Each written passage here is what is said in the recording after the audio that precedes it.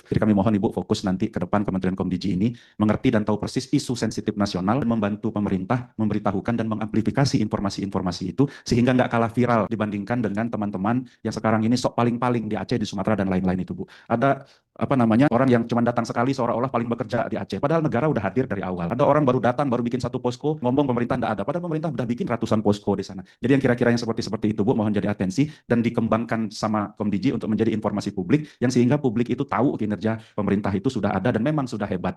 Orang per orang cuma nyumbang 10 miliar, negara udah triliun-triliunan ke Aceh itu Bu. Bapak punya dendam apa, Pak? Sama rakyat Bapak yang punya kepedulian kepada saudara kita yang sedang tertimpa musibah cukup berat di Sumatera sana, Pak? Pernyataan Bapak yang seperti itu sangat disayangkan.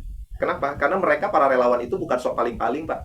Bukan cari panggung politik, bukan pengen terkenal, tapi mereka itu turun karena hati, dorongan kemanusiaan, Pak.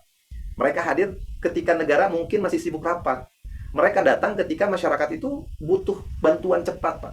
Lalu Bapak dengan entengnya mengatakan seperti itu. Dan Bapak juga membuat pernyataan, mereka hanya menyumbang 10 miliar, sementara negara itu sudah triliunan. Saya rasa kalau ada perorangan yang bisa menyumbang 10 miliar atau bahkan lebih kecil dari itu, saya rasa itu sesuatu hal yang luar biasa, suatu hal yang baik dilakukan oleh masyarakat kita, Pak. Pertanyaannya adalah Bapak sudah melakukan apa untuk saudara-saudara kita di Sumatera sana, Pak? Dan satu lagi, kalau negara triliunan menyumbang lebih dulu, itu bukan suatu hal yang harus dibangga-banggakan dengan ada menyindir seperti itu, Pak. Kenapa? Karena itu memang fungsi negara, tugas konstitusional bagi negara, kewajiban moral bagi negara, dan kalau angkanya lebih besar, ya wajar. Kenapa? Karena itu uang rakyat. Memang harus dipakai untuk melindungi rakyatnya, membantu kebutuhan rakyatnya, apalagi saat ini sedang tertimpa musibah.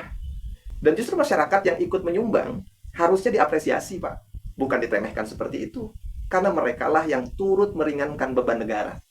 Menjadi bukti bahwa rakyat Indonesia ini masih penuh empati dan peduli. Yang dimana rasa empati itu terkadang hilang dari sebagian pejabat yang seharusnya paling dulu menunjukkan kepeduliannya, Pak. Jadi, jangan bandingkan rakyat dengan negara ya, Pak ya. Karena rakyat itu bergerak karena hatinya. Negara bergerak karena kewajibannya.